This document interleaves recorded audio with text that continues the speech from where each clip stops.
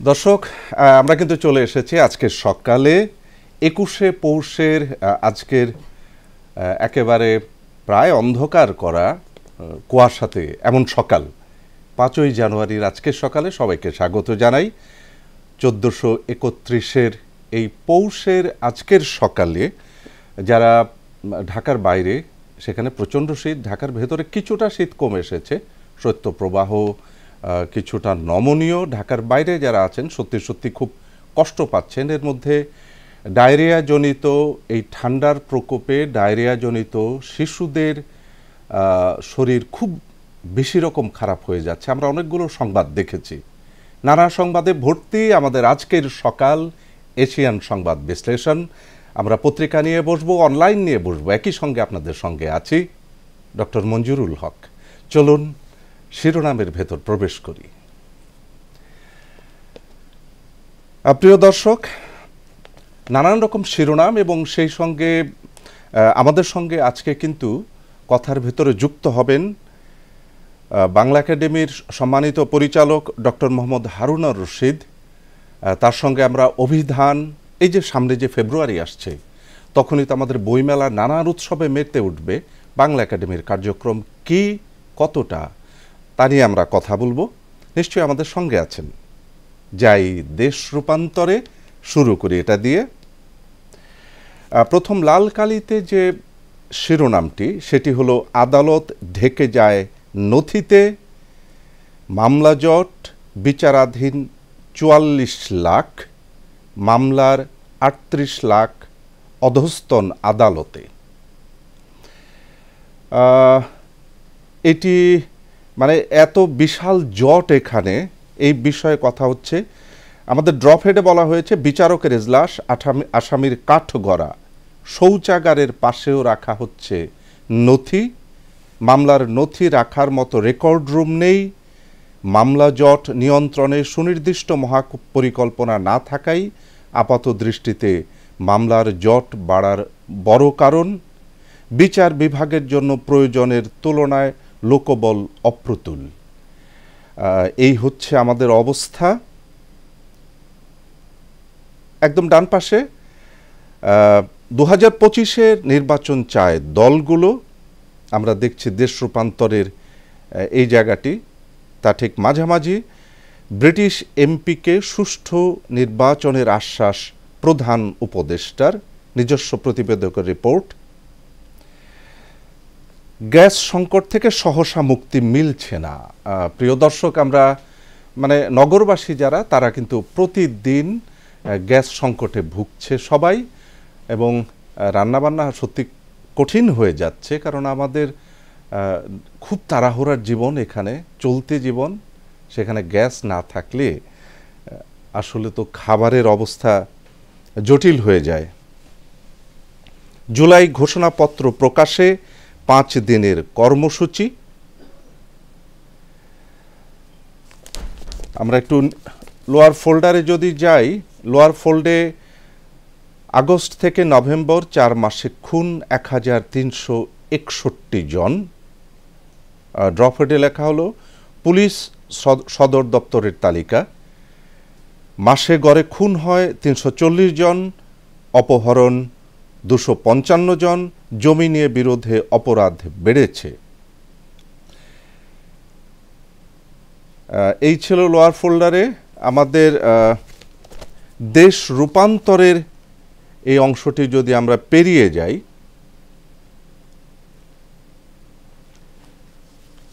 যুগান্তর। প্রিয় দর্শক, যুগান্তরের শিরোনামগুলো আমরা একটু দেখি, সেখানে আলোচনার মানে কোনো রকমের অবকাশ আছে কিনা। যুগান্তরের শিরোনামে প্রথমে যেটি, ব্যাংক ও নন ব্যাংক খাত সরকারের ঋণ গ্রহণে বড় বিশৃঙ্খলা। গত জুলাই নভেম্বরে সরকারের ঋণ গ্রহণের একটি চিত্র এখানে দেয়া আছে যুগান্তরের এই অংশটিতে। বামে বলা হয়েছে টিউলিপকে ফ্ল্যাট দিয়েছে আওয়ামী লীগ ঘনিষ্ঠ ব্যবসায়ী। শহীদ মিনারে গণ অধিকারের ফারুককে মারধর, জাতীয় বিপ্লবী পরিষদের নাগরিক সমাবেশে এটি।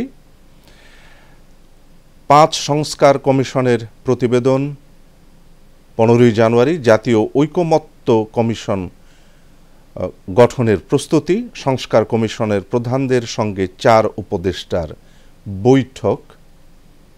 যুগান্তরের আমরা যদি একটু নিচের দিকে তাকাই, ঢাকার চিঠির জবাব দেয়নি নয়াদিল্লি, হাসিনার প্রত্যাবর্তন বিষয়ে সংবাদটি। 2 সংস্থার প্রধান কাস্টমস ও ট্যাক্স ক্যাডারের হবেন, রাজস্ব সংস্কার কমিটির অন্তর্বর্তী প্রতিবেদন। সংবাদ সম্মেলনে হাসনাত আব্দুল্লাহ, ঘোষণাপত্রের বিষয়ে সরকার দৃশ্যমান উদ্যোগ নেয়নি, এটি বলল যুগান্তর।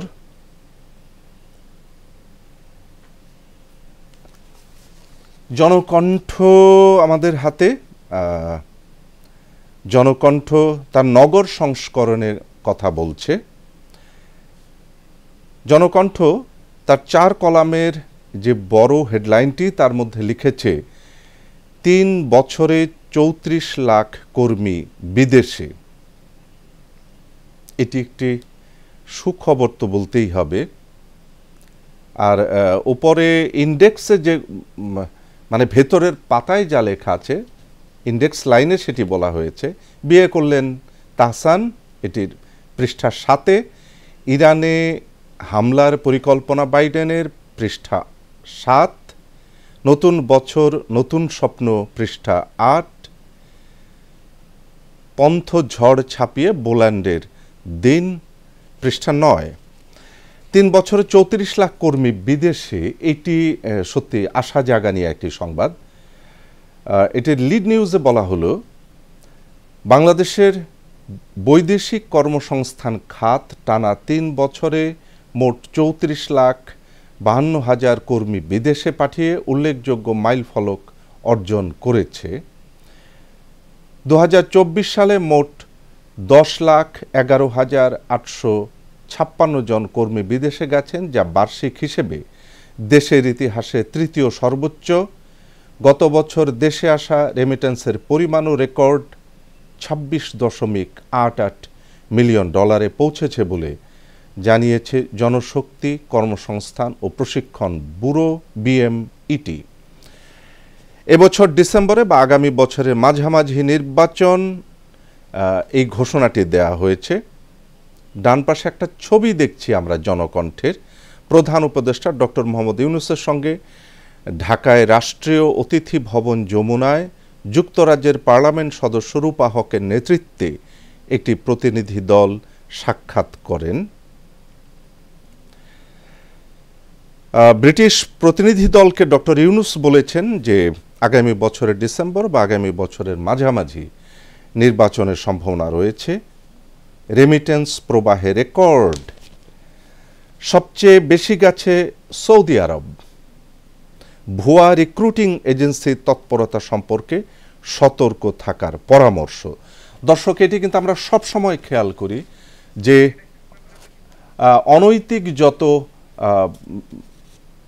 অনৈতিক যতগুলো পথ আছে সেখান দিয়ে বিদেশ যাবার একটি লক্ষ্য আমাদের স্থির থাকে। ঘরবাড়ি, জায়গা জমি, গরু ছাগল সব বিক্রি করে আমরা বিদেশে যেতে চাই এবং গিয়ে ফেরত এসে সর্বশান্ত হই।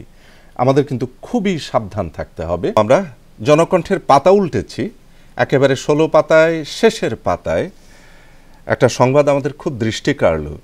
FDC-তে চিত্রনায়িকা অঞ্জনাকে শেষ শ্রদ্ধা, বনানীতে দাফন। আমরা যারা এই নৃত্যশিল্পী এবং এই অভিনয় শিল্পীকে চিনি, মানে আমাদের সময় থেকে, এই সংবাদটিতে বলা হয়েছে 5 দশক আগে যে আঙিনায় নিজেকে মেলে ধরেছিলেন চিত্রনায়িকা হিসেবে, যেখান থেকে কিশোরী অঞ্জনা হয়ে উঠেছিলেন দর্শকপ্রিয় পরিণত এক অভিনয় শিল্পী, চিরচেনা সেই FDC-তে শনিবার কফিনবন্দি হয়ে শেষ শ্রদ্ধায় সিক্ত হলেন ঢাকাই চলচ্চিত্রের গুণী অভিনেত্রী অঞ্জনা রহমান। পরিণীতা সিনেমার জন্য শ্রেষ্ঠ অভিনেত্রীর জাতীয় পুরস্কার পাওয়া এই নায়িকা একসময় বাংলাদেশের ঘরে ঘরে ছিলেন অতি পরিচিত মুখ। চিত্রনায়িকা অঞ্জনার বিদেহী আত্মার জন্যে আমাদের অবিরাম শুভেচ্ছা, তিনি যেন পরলোকে শান্তিতে থাকেন। শেষ পাতায় কোনো ষড়যন্ত্রের কাছে মাথা নত করব না, ঠাকুরগাঁয়ের ছাত্র সমাবেশে ভার্চুয়ালি ফখরুল যুক্ত হয়েছিলেন। কঠোর অবস্থান থেকে সরে এসেছেন প্রশাসনের আন্দোলনরত কর্মকর্তারা, এটি একটি সংবাদ একদম ডান পাশে জনকণ্ঠের শেষের পাতায়। খেজুরের রসে পিঠা পুলিতে বিন্দু ভিটায় স্মৃতিমেদুর আয়োজন। একটা চমৎকার সংবাদ আছে, হাইকোর্টের একটি বেঞ্চে আজ থেকে কাগজ মুক্ত বিচারিক কার্যক্রম। আর যারা সংস্কৃতির সংবাদে যেতে চান তাদের একটু জানিয়ে দিই, মাসব্যাপী শিল্পকলা একাডেমিতে তারুণ্যের উৎসব হবে। হাইকোর্টের একটি বেঞ্চে আজ থেকে কাগজ মুক্ত বিচারিক কার্যক্রম, এই সংবাদটি আমাদের দৃষ্টি কেড়েছে। ডিজিটাল বাংলাদেশে আমাদের কাগজ মুক্ত সমস্ত অফিস হবার কথা, সব কিছু হবার কথা, সেখানে কিন্তু পৌঁছে গেছেন হাইকোর্টের একটি বেঞ্চ। এখানে কাগজ থাকছে না, যা থাকছে সব অনলাইনে। খেজুরের রস নিয়ে একটু কথা আছে, পিঠাপুলি তো খাবেনই, কিন্তু খেজুরের রসের মানে কাঁচা খেজুরের রস তাৎক্ষণিকভাবে খেতে না করছেন বিজ্ঞানীরা, কারণ এতে ভাইরাসের সংক্রমণ থাকতে পারে। প্রথম আলো, এই যে ভাইরাস বলতে বলতে প্রথম আলোর একটি সংবাদ আমাদের দৃষ্টি কেড়েছে। লক্ষণ রোটা ভাইরাসের শনাক্তের ব্যবস্থা নেই, শীতকালীন ডায়রিয়া। কোথাও কোথাও শিশুদের অ্যান্টিবায়োটিক দেওয়া হচ্ছে, না বুঝে ভুলভাবে তৈরি করা স্যালাইন খাওয়ানোর নজিরও আছে। এখানে বলা হয়েছে কোথাও কোথাও শিশুদের অ্যান্টিবায়োটিক যেটি দেওয়া হচ্ছে, এবং এটি খুব একটি আশঙ্কাজনক বিষয়। আমরা যখনই কোনো একটা ফার্মেসিতে যাই, না জেনে না বুঝে অ্যান্টিবায়োটিক দেয়া হয়, এটি এত বড় সমস্যা তৈরি করবে যে একসময় আমাদের শরীর অ্যান্টিবায়োটিক প্রতিরোধী হয়ে যাবে, আর অ্যান্টিবায়োটিক নিতে পারবে না। আর রোটা ভাইরাসটি শনাক্তের কোনো ব্যবস্থা দেখা যাচ্ছে না। বেশিরভাগ আক্রান্ত আমাদের শিশুরা ডায়রিয়ায়। সবগুলি বিষয় নিয়ে আশঙ্কাজনক একটি পরিস্থিতির সৃষ্টি হয়েছে। আমরা দেখেছি ICDDR-Bতে শিশুদের ডায়রিয়া আক্রান্ত শিশুদের ঢল। আরেকটা সংবাদ, 2-3 দিনের মধ্যে আসতে পারে শৈত্য প্রবাহ। রাজধানী সহ দেশের বিভিন্ন স্থানে গতকাল শনিবার রোদের দেখা পাওয়া গেলেও জনজীবনের স্বস্তি এসেছে। এর পরেও কিন্তু 2-3 দিনের মধ্যে শৈত্য প্রবাহের আশঙ্কা আরেকবার রয়েছে, আমরা যেন প্রস্তুত থাকি। শিশু দিবাযত্ন কেন্দ্রে আসন পেতে ছোটাছুটি, সরকারি প্রকল্পের 20 কেন্দ্র, মহিলা বিষয়ক অধিদপ্তর 84 কোটি টাকা ব্যয়ে 20টি শিশু দিবাযত্ন কেন্দ্র স্থাপন প্রকল্পটি চালাচ্ছে। আমরা শিশু দিবাযত্ন কেন্দ্রের ছবিটি দেখছি। জুলাই বিপ্লবের ঘোষণাপত্র, সরকার কার্যকর উদ্যোগ না নিলে কঠোর কর্মসূচির কথা বলা হচ্ছে প্রথম আলোর প্রথম পাতায়। আর শেষ পাতায় যারা প্রাণীদেরকে ভালোবাসেন, রংপুরে তিস্তা নদীতে দেখা সেই ভোদর। শেষ পাতা একটা ছবি, ভোদরের ছবি। আমরা মনে হয় যে ভুলে যাচ্ছি আমাদের এই প্রাণীদের। তিস্তায় বিরল ভোদরের দেখা। তুহিন ওয়াদুদ বাংলা বিষয়ের অধ্যাপক, তার একটা রিপোর্ট আছে রোকেয়া বিশ্ববিদ্যালয়ের। কুমিল্লা শহরে আবার বেপরোয়া কিশোর গ্যাং, 8 বছরে 12 খুন। কিশোর গ্যাংটি নিয়ে আমরা দেখেছি শুধু কুমিল্লা নয়, সারা বাংলাদেশের সব জায়গাতে, এমনকি সেদিন মোহাম্মদপুরেও কিশোর গ্যাং তাদের নির্বিচারে আক্রমণ চালিয়েছে। সমস্যাটি কোথায়? এই কিশোররা কেন বিপথে যাচ্ছেন? তাদের মস্তিষ্কে কেন এই বিষয়টি তৈরি হচ্ছে? আমাদের মনে হয় এই বিষয়টি ভেবে দেখবার জন্য যথেষ্ট নজর দেওয়া দরকার। নতুন কম্বল পেলেন শীতার্ত 150 জন। বৈষম্য বিরোধী ছাত্রনেতা পরিচয়ে ডিআইজি অফিসে হাঙ্গামা।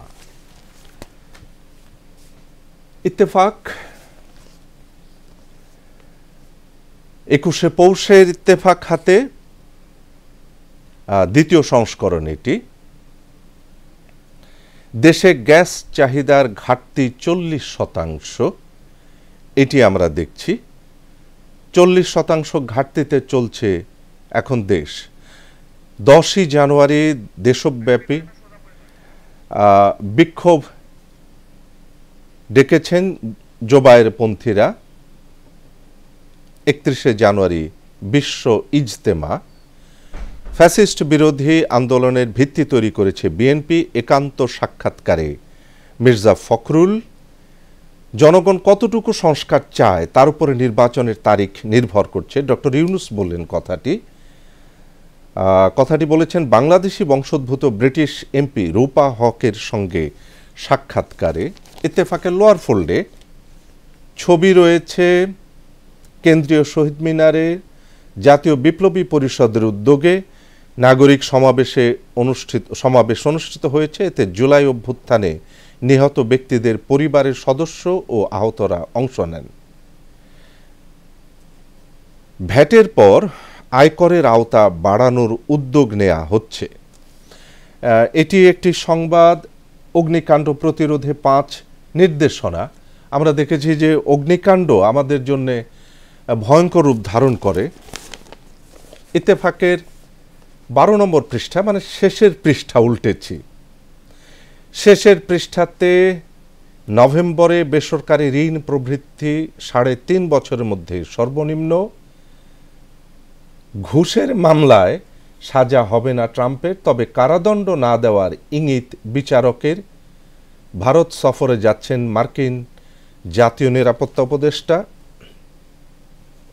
চাঁদাবাজির একটি খবর আছে। চাঁদাবাজিতে অতিষ্ঠ পান্থপথের ফার্নিচার ব্যবসায়ীরা। 75 থেকে শিক্ষা নিলে আওয়ামী লীগের করুণ পরিণতি হতো না বললেন অধ্যাপক আবুল কাসেম ফজলুল হক। যুক্তরাষ্ট্রের সর্বোচ্চ বেসামরিক খেতাব পাচ্ছেন মেসি। 7 মিনিটেই লুটে নেয় 159 ভরি স্বর্ণ। সীমান্ত স্কোয়ারের চুরিতে জড়িত 9 জন। এ ছিল আমাদের ইত্তেফাক। বাংলাদেশ প্রতিদিন হাতে একদম লাল হেডলাইনে সবাই মিলে লুট basic bank. Khaleda Zia London যাচ্ছেন 7ই জানুয়ারি। ভোট ডিসেম্বরে অথবা আগামী বছরের মাঝামাঝি। কি হচ্ছে জুলাই বিপ্লবের ঘোষণা নিয়ে? লোয়ার ফোল্ডে রেকর্ড রেমিট্যান্সের ডলারে অগ্নিমূল্য। মামুনুল হক বলেছেন সাদপন্থীদের ইজতেমা করার অধিকার নেই। কেন্দ্রীয় শহীদ মিনারে হামলা, সমাবেশ। সাংবাদিকদের বাবা মা সহ 3 জনকে কুপিয়ে জখম। সময়ের আলো এবং সেই সঙ্গে আমাদের প্রায় শেষের পথে আমরা আজকের অনুষ্ঠানের। দাপটে ঘুরে বেড়াচ্ছে 11 শীর্ষ অপরাধী। অপরাধের জাল বিছিয়েছে জামিনে মুক্ত সন্ত্রাসীরা। বুলেট হেডে বলা হলো বিভিন্ন এলাকায় চলছে মহড়া।